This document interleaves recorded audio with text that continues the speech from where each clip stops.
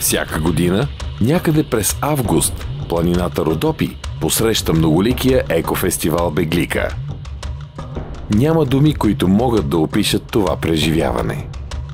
Горската музика, както я разбират артистите, преживяването сред горите, споделената свобода и обикновеното човешко сливане с природата са само акцентите в програмата на всяко от изданията.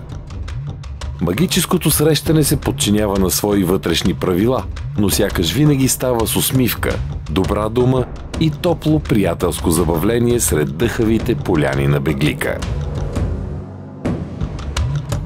Откриването всеки път е различно. Атмосферата е хаотична, самоподреждаща се, леко изненадваща и задължително остроумна. За дни на поляните изниква цял град от горски обитатели.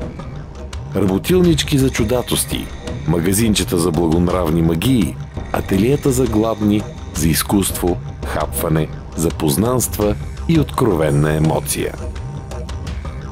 На Беглика децата намират своето царство. Като че ли за тях е спокойствието на вековните борове.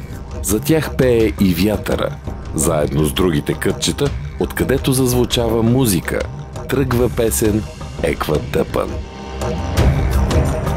Край бреговете на язовира и по поляните, хората без спир откриват нови неща за себе си и околните – станции, спорт, себенаблюдение или просто така, край задъханото време. Вечер край огньовете се събират хора, научили още малко за себе си. От сцените отговарят артисти с доказани имена и отношение към горския дух.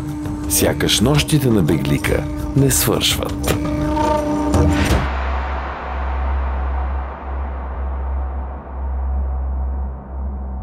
Денем, когато мъглите и слънцето се размесят, хората подхващат своя нов ритъм. В търсене на онова, което ги е довело и сърцето на магическата Родопа планина. По поляните, край вълшебния язовир Беглика, където спомените събират всяка година усмихнати и хубави хора, сред неописуеми магнетични гори.